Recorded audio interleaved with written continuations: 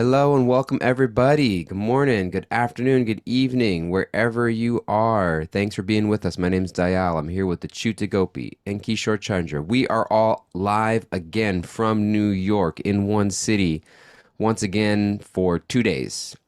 And then Kishore and I fly off to our next place, which I'm not sure what our podcast schedule is going to look like next week. We'll have to talk about that.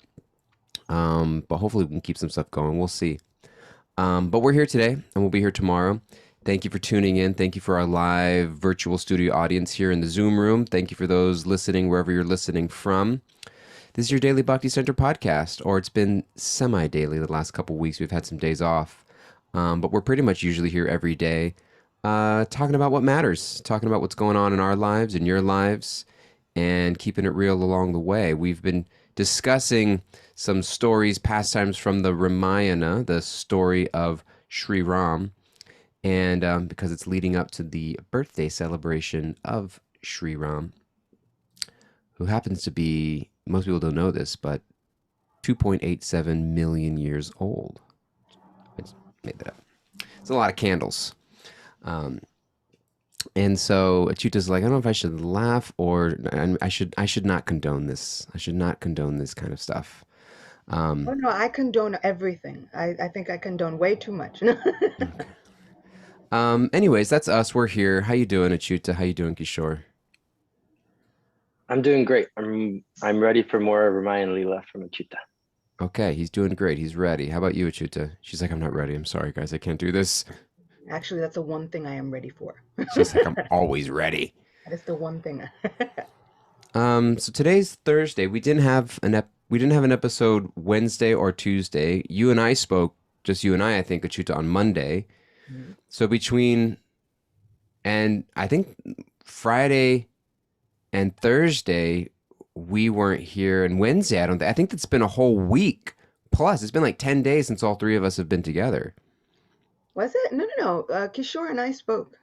You Yeah, were but I'm with. talking about since the three of us, Oh yeah, yeah, yeah, all three of yeah, us. yeah.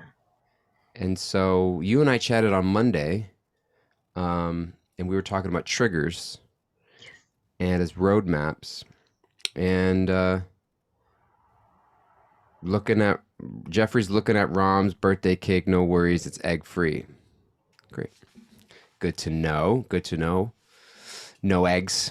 That'd be because that would be a lot of eggs. That'd be a big cake for entire all of Ayodhya to eat. Do you know, like, cake is not necessarily a thing in India. Like, it wasn't really a. It's not exactly the a thing. They're not Be- big bakers out there. yeah, because ovens are weird. Like, if you think about it, like they were using like stove. I mean, like wood Wood burned and fire cow dung. stoves. Yeah, it's like cow dung burning, and so like baking was not always the thing. They Yeah. had some things that got steamed. Like you'd get like they had, or they'll call them cakes because it's the closest thing we have, like idli and all those things. They had things that were steamed, but cakes weren't really such a huge thing. But sweets were. A lot of Indians use their ovens for storage. Yeah, yeah. But I gotta heat this up in the oven. They're like, hold on, I gotta take everything out of there. Like, what's in there? Just stuff. Everything else. Everything else. So, where do we leave off, and where are we picking up today?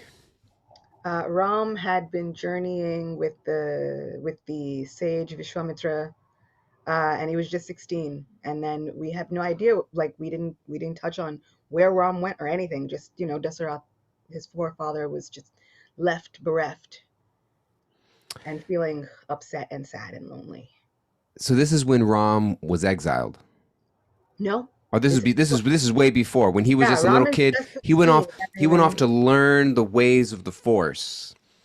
And Kimberly's like, spoilers. She's like, why did you say that, Dial? She went off to learn the ways of of of spiritual truth and development and warfare because he was in a warrior family with his guru, with his teacher Vishwamitra, and that's where we're going. right. So he'd just gotten back from Gurukula with the sage Vashishta, and then all of a sudden there's somebody else that needs help, and Dasarath is quite uh he's quite upset by this. And anytime that Ram leaves, he is upset and heartbroken. And one would think it's like, oh, this is the effect of having God in your family. And that's part of it. But what I also would like to speak about is sometimes, why don't we just speak straightforwardly with each other? Hmm. What they don't tell you until much later, and what Dasharatha does not reveal until much later, is that when Dasharatha was much younger, through some unfortunate incidences, he was cursed. And the curse came and said, basically, essentially, when you are in separation from your own son, one day eventually that separation will break your heart so much that you'll die. So this is also something that he's had in the back of his mind. And so when Vishwamitra comes and asks for Ram, there's so much in there. Of course he loves his son. Of course he's God. And of course he doesn't want to leave him. But also there's this thing. It's a matter of life and death for him. And sometimes I'm wondering, especially in terms of the Ramayana, why don't we just say some of that? Why don't we just explain some things and see then how the situation goes? And I think it's so important in our lives to also think about that. Like there's so many times we'll have conversations with people and with each other, and there's only half the information there. I'm like, if we explain sometimes our situation, even though I know that it's a very shameful thing for Dasarath. So because Dasarath was a warrior in, and not just in Vedic times, for certain warriors, hunting was permitted. Because there's no real sense of deforestation at that time. So your area can be forest land, and that forest land can be inhabited by all kinds of living entities. And so sometimes they would have wild boars and all kinds of, and sometimes those wild boars would disrupt crops, and they would try loads of things, build a gate, so many things, but that wouldn't work. And so hunting was permitted. And so they would go, and Dasarath would hunt. And Dasarath was considered so good at hunting that he could just hunt by sound. Didn't even need to see the animal. And there was, as will happen a lot of times within Vedic stories, he heard the sound of a deer. And it sounded like the deer was kind of drinking from a pond. And he shoots this arrow by sound, and it's not a deer, it's a person. And then it gets worse. Not only was it not a deer and a person, it was a young boy, maybe 16, 17. And he was getting water for his parents, who are both blind. It's like one of those perfect storms. It's like, oh no, and it's just getting worse. What is happening? So now Dasarath has to figure out what to tell this boy's parents. He goes back to the parents, and the parents are, of course, to make him feel all the worse. When he gets there, his blind parents are just talking about how much they love their son, how much they depend on him, they love him so much. I just can't wait till he gets back. I wonder what's taking him so long. And Dasarath feels horrid. Finally, he explains to them the situation. And the wife is so upset, she's like wailing, oh no, my son, the grief, and then she dies immediately. So now his situation has gone from really, really, really bad to worse. And you're like, it can't get worse. Yes, it can. And so then the father gets upset. He's now lost his son and his wife. He's like, I have no one to even care for me. And I can't take care of my own self because I have this deficiency. And so then in the moment before anything happens, he also curses Dasarath. I curse you. Just as I've lost my son and therefore have lost my life, in the same way, you too will be separated from your son. And in that moment of heartbreak, you too will lose your life. And then he dies. So the Or mother, the dropping like father, the flies. son, whole family, everybody dies. So Dasarath has this in the back of his mind. He's been living with this for a long time. And I can understand how shameful it is and how bad you feel. But at some point, when do we come face to face with the shame and really speak frankly with the people that we're involved with? When do we actually get to speak straightforwardly with the people that we're involved with? And if we do that, how might that be able to offset some of the problems that we have. Hmm. So in this situation, Dasarath just being straightforward of like, hey, I'm worried that I'm going to die here because your Perhaps. departure is going to cause me so much grief that is going to fulfill this curse and I'm going to lose my life. I mean, Hmm. and in And he this held case, that we'll back. never know because he didn't do it, but he didn't say that. And the wonderful thing about these stories is that what they tell you about these stories is that they're always happening somewhere at some time, because the universe is much bigger than we can explain, and time is very cyclical, doesn't always happen the same. So there are different details, and so maybe he did explain to Vishwamitra in one circumstance, but in the versions that we know, he doesn't say that. He Hmm. doesn't say that until much later, when he is inevitably on his deathbed. And I'm like, why did we wait until now?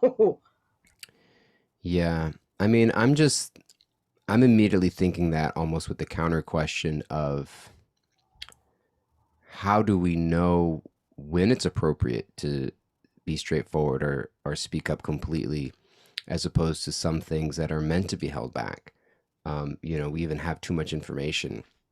The idea of like, um, or even the idea of parents oversharing with their children, or people oversharing, um, issues that might be going on internally that may not be appropriate in certain situations. And so I'm almost curious on a counter question of how does a person know when I should be completely upfront and candid and transparent, and when it's appropriate for me to withhold something because um, it's not about me right now, or this would be something that could disturb the people around me in a way that wouldn't be productive. That's the immediate thought that comes to my mind. Yeah, I think but I mean, well, interestingly, because there's always time, place, and circumstance, which I think Exactly. the world is missing a lot of, right? And that goes with like the umbrella term of discretion, when to use our discretion. And here, what I mean is he shouldn't have told Ram, but he should have told the sage, Mm, his equal, his superior in this case, asking for his very life, if because he brings up so many excuses as to why he doesn't want to send Ram. mm, He's just a boy, he's this, he's that. And as Vishwamitra is getting angrier and angrier and angrier, questioning his ability as a king, as a warrior, as this race of people who they live by their word, he's almost insulting him and saying, but if you don't give me Ram, mm, I'm going to curse you and your whole kingdom. At that point, doesn't it seem like, at least to your superior, it might mm. be like, prudent to appraise him of certain information that could turn the Yeah. tables on this whole thing? I hear on that. I got something to say on that now that I'm seeing it more as you're explaining it, but I want to hear from Kishore if you got something to say, Kishore. I feel like Kishore's like, I'm gonna drink the tea. Kishore's like, I'm I'm I'm listening. chilling. I'm chilling Um, today. well, what I'm thinking is sometimes sometimes we get upset at people for doing certain things. I'm thinking like in terms of relationships, like in a partner, and we're getting upset for the way someone's behaving, and sometimes we're saying, well, it's because I'm worried about you, but actually, what's really going on is that your behavior affects me. And that's what I'm really worried and upset about. Somebody else isn't taking care of themselves. And I want you to take care of yourself because I care about you and your health, etc. But then actually what's also going on is when you don't take care of yourself, it makes it harder for me to take care of myself. And I actually get upset, or I actually get thrown off track, or I actually get whatever it may be. And in the guise of, I'm really just concerned about you, there's also this other part of, I'm actually really worried about me as well. And either I'm not aware of that or I don't want to admit that and I'm disguising I'm disguising it in my care or concern from somebody else, which it's not one or the other, it's a mixture of both. But what I'm hearing and seeing is that sometimes there's a hesitancy to just admit that this affects me. This is something that causes me discomfort or inconvenience or anxiety or whatever it is, and I just need to own that rather than just saying it's all about the children, or it's all about this or that, or it's all about, whatever it may be. um and that's what I'm hearing a little bit, and I think it is hard sometimes for us to really own. um I mean, it stems a lot from just probably not even really being too aware of ourselves, so focused on other, that I'm not actually in touch enough with how things affect me. And I've gotten used to just sort of like pretending it's something else. Mm. Mm. I just want to make sure I don't want to cut off Kishore. Kishore, we got Yeah, lots to say, and we're just trying to be polite here. We don't. I'm just joking. you guys know me. I'm like very chill, so I'm not gonna jump on things. But I will say that I guess what I'm hearing is that, or at least what came up for me is that it has a lot to do, or at least this is the way that I'm thinking. It seems like it has a lot to do with values, because if I don't value the thing that needs to be shared, or if it doesn't match in my mind that this is like like, we say this sometimes, like, oh, it's common sense, or it's intuitive, or we should just feel when it's right, or it's social tact, or these kinds of things. But I think that all of those things are in many ways conditioned to, time, place, and circumstance. And so therefore, I might think it's social tact or it's common sense for you to share, or for you to just say, or for you to be honest. But the other person might not think so because they were conditioned in another way. And I think it's really important, therefore, like, you mentioned relationships, yeah, I think it's really important, like in terms of friendships, in terms of family, in terms of relationships, of really being upfront with values. That's something that I've learned, to make sure that values are shared, to make sure that we have a common understanding of what we think is important to share, or what we think is not important to share. And therefore, that creates kind of like an arena that is safe for us to do that. Because I think so much of this stuff comes from that feeling of like, safety, or shame. You brought up this term, Achuta, like, am I gonna be shamed, for like bringing this stuff up, or for saying this, or etc. And that's so much of that is going on nowadays. All this stuff is going on under the radar, and then it comes out into the public eye, and it's like shame and guilt and canceled and all this stuff. And it's like, to me, that just screams a huge disarray of societal values, of personal values. Because if we had similar values, then we would just be like, yeah, I have to say this, and it's okay, and it's going to be received in the way that it should be. But because things are so mismatched, there's perhaps a feeling of like, I need to hide this, or I can't, or like it's not safe for me to actually say this. So that's what came to my mind. The reason I was smiling like that is because the thought that came to my mind, you actually said, just articulated differently. And what I was going to say was, I think it's so important for us to understand that everybody is living a different reality. And the reality that we have is not the same reality that everybody else is dealing with. And I think that this is what people have been in not always the best ways, but it's what people have been trying to get other people to understand, especially now. When you think about it, and there's like Me Too situations, there's all these things happening. There's Black Lives Matter, there's all this stuff and all whatever, and there have been people who have said, you know, I've had some really interesting conversations with people, and they've all been devotees, right? So devotionally minded people, and whenever any of these topics come up, the resounding response that comes back is, why are we talking about this? Why can't you just handle it some other time? Why can't they just handle it some other time? Why can't that group do something else? Why can't that group do something else? And I'm like, it's not about that. What it is about is they're telling you the world doesn't work the same way for this group of people as it does for you. And they're dealing with that reality, and it is extremely painful.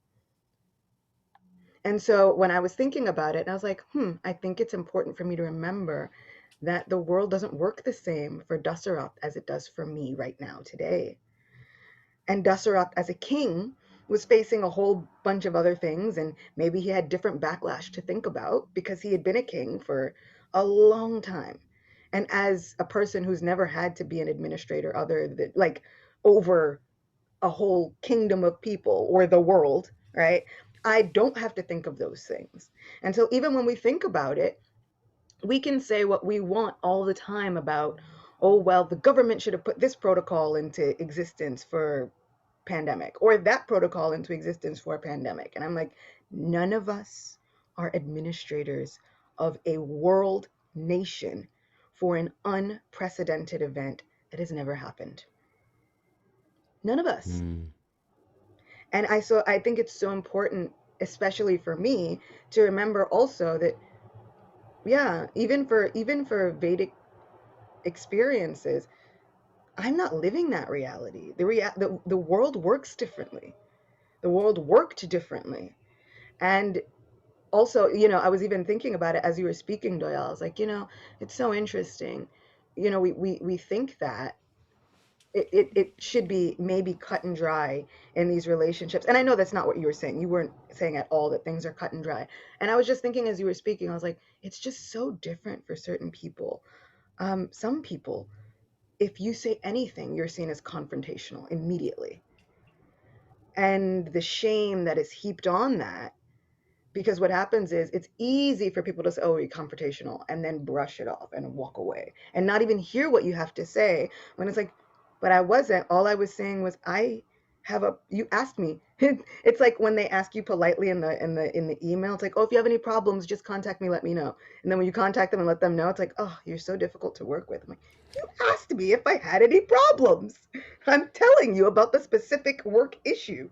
But so I think that when you hear that, and I can only imagine what Dasharatha, the weight of what he's been hearing and what he's been having to deal with, and how he's been having to balance juggling a kingdom and life, this could have brought some trepidation or some hesitation on actually bringing up a personal matter and what could have been considered a kingdom issue.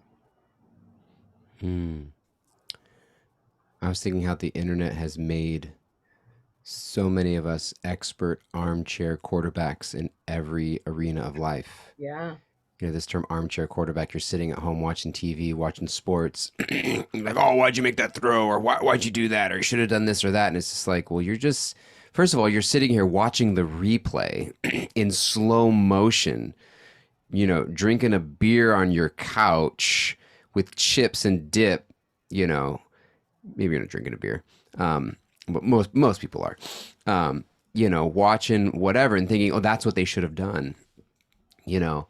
But then we transfer that in every arena, into business, into politics, into social issues of like, people should have done this or shouldn't have done that, or why did they do this or why not that or the other, without putting ourselves in the shoes of, and that's for current events. What to speak of historical events that had what to speak of global global events with completely different cultures or circumstances, etc. And I was watching, I follow a lot of therapist accounts on social media, and somebody, a psychologist, a therapist, was talking about, because it's a big deal. Boundaries are a big thing, and sometimes, we set boundaries with our family. That's like a big one where it comes up. Setting boundaries with your family, or sticking up for yourself, or drawing boundaries with your parents. And the more she did multicultural work, what was the term that we have, in social work, culturally informed, working from a culturally informed place, that there are like some cultures where that feels like death. The idea of like setting a boundary with your family, or like just telling your parents. Now, I'm not saying that it's good or bad, or you should or you shouldn't, but there are some cultures where the idea of like, well, just stop speaking to your parents, like, is not an option for them. Like, it's something that themselves personally, like, they don't want that. And to just kind of have this like slapstick, one size fits all approach of like how we navigate difficult situations, um it's not the same reality for everybody.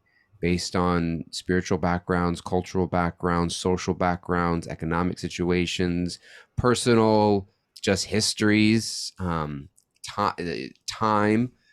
Um, so I really appreciate that a lot because I think it can get confusing when we scroll the internet and we see all of these things that just like kind of tell us like, it used to be the new diet. Like this is the new diet. Now there's no new diet. There's just a new way of life. Like this is how you gotta read. This is how you gotta go about relationships, let people go in your life or write people in, or like whatever it is. And it's just like, okay, I gotta cancel that person. I gotta invite that person in. I gotta find all the people. I gotta be productive, and I gotta rest, and I gotta speed read, and I also gotta take my time, and I gotta like, it's just like all of the new formula for life. And it's just like, wait a second, like, what if I just saw all of these things as suggestions or people sharing this is what worked for them, but like I have to filter it all into my, and I think that to bring it kind of back also to home base of let's like spirituality, the way I think we get into a lot of trouble, where a lot of shame comes into spiritual practice, is when we just try to apply the same thing to everybody in every time in every circumstance without looking at context, personality, and what actually serves the situation best. And we mistake form for substance and thinking that spirituality is X, Y, and Z doing this, that, and the other without realizing, well, I'm doing X, Y, and Z and I'm miserable and all my relationships are going to crap. Is it really serving my purposes? Am I becoming a kinder person? Am I experiencing heightened levels of love for other people? Or am I just becoming bitter and closed? Well, I'm getting everything right though. I did everything that I'm supposed to say. I've got everything. I spoke up when I was supposed to, and I cut the boundary when I was supposed to, and I woke up when I was supposed to, and I'm saying all the mantras that I'm supposed to. But no one likes to be around me, and I'm miserable. And so I think it's like, and then like Dana's saying in the chat, then you blame yourself, and it's just like, well, maybe I need to adjust the way this applies now for the longer term of how it serves my ultimate goal. Yeah. And also to your point, and it's especially spiritually, it's not just it's also cultural spiritually, right? So you get a spiritual culture of people saying, no, but you have to do it this way. It must look this way. And then when you've like, well, I've done all the things that you've said it must look like this way. And then what happens, So usually I find that people don't get into those situations for no reason, right? It's normally that it's pushed on them that no, but this is the way that spirituality goes and this is how it gets. And then that's it. Like I've gone through an entire week where people were telling me how I should be spiritually. And I'm like, well, how do you get to tell me what it's like spiritual, or like, just for a broad spectrum, when America decided like free all the Muslim women, they shouldn't have to wear hijabs, and a lot of Muslim women are like, well, I wasn't being forced. If you would have just asked me if I Mm. was, I feel free already. This is my expression of my freedom. I'm free to serve, and this is how I'm serving. No, you must be free. You must be liberated according to the American standards of liberation. And they're like, but spiritually, culturally, I'm not even, this is not what I'm identifying with. But we didn't care. Like, it was like, freedom. They must be oppressed if they're like, and they're like, I'm just wearing a head covering. I'm not oppressed. Like, I'm okay. I'm fine. I've been dealing with it. No, you have unresolved trauma. It's like, I do not. So, I think it's so important for us to look at it, and it doesn't happen in a vacuum. Often there's so many people putting that on us and Yeah, others. that's a beautiful example. Thank you for bringing that up. Um, we have reached our time today, which means we gotta. What you just like? I was just getting rolling. No. Um, we got to get our takeaways from Kimberly, and then I want to hear what Kishore and Achuta are walking away from it. If anyone's got takeaways, please put them in the chat. What do we got, Kimberly? What are we walking away with? Um, I'm taking away the importance of taking time for myself to be more aware about what's important to me so that I can share my values up front and speak straightforwardly. Sharing our values up front helps us create a safe arena owning what is causing me inconvenience or anxiety, and lastly, understanding that we are all experiencing different realities and there is no one size fits all solution for every situation or person. And we all have to filter what we consume through a lens of what is best for us individually. Hmm. There's a lot there. I feel like we need to Yeah. unpack all that right now. Kishore and Achyuta, what you guys walking away with? I'm walking away with more of a question for myself, and I'm just interested in the process of kind of the word that's coming to mind is like deconstruction, because I feel like there is a you were mentioning this, Dayal, just now about like social media and quick fixes and you know, aligning ourselves to like this thing. This is what I have to do. I have to cut out all the friends. I have to bring in all the good vibes. And I'm just really interested, you know, when we look at these leelas, like they take a long time for like the story to happen. And I think we're just so used to things happening immediately. And like I can fix myself immediately and I can make the change immediately and I can just like, you know, put off all the bad vibes immediately. And I think it doesn't work that way, actually, at least from my perspective. And I'm really interested in what the process of that looks like. So yeah, that's where I'm at. It's hard. And she You just said said, yeah. deconstruct. I thought it was like, I thought you meant we have to deconstruct society. We have to deconstruct society and build it anew. And I was like, Well, I mean, good, I'm not going to good go there, takeaway. but my mind is very much there. I'm very much in like a He's like, no, that's accurate. philosophical, like, that's correct. Yeah, I it's so funny when I was listening, I feel like ooh yeah. And that Kimberly is saying she needed that reminder that things don't happen immediately. And yes, isn't that something? Isn't that something? And it goes to what we were speaking about Monday. Do I need to respond immediately? Can I take a second and think about it? Can I take a second and take a breath and then remember who it is that I'm speaking to? Do I even know who I'm speaking to? Who am I? If I say this thing, how's it going to affect the collective? And so, yeah, what I was saying was like this, that process looks so long and hard, man. It's so long and hard when I think about it, because after everything winds up and then Ram does start ruling, he rules for like 10,000 years. These lifespans were much longer than we give them credit for. And it really like puts into perspective for me, like life's a marathon, not a sprint. Hmm. I am taken away. I thought of this phrase to be slow to think that I know what's best for others.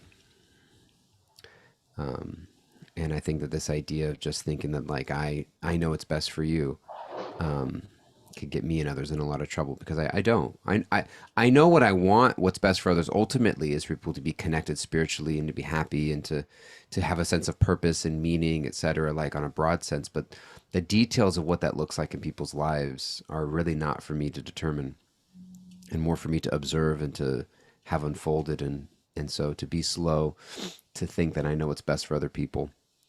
I don't even know what's best for myself a lot. My cameras. Does my camera come back in line? There it is. Okay.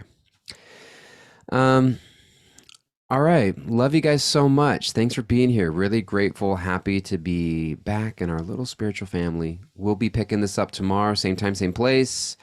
Please be well. Tell somebody that you love them. Let somebody else know what's best for them. And wait, no, not that, not the last one, not the second one. Just tell them you love them. And we'll see you guys all again sometime soon. Bye bye. Take care.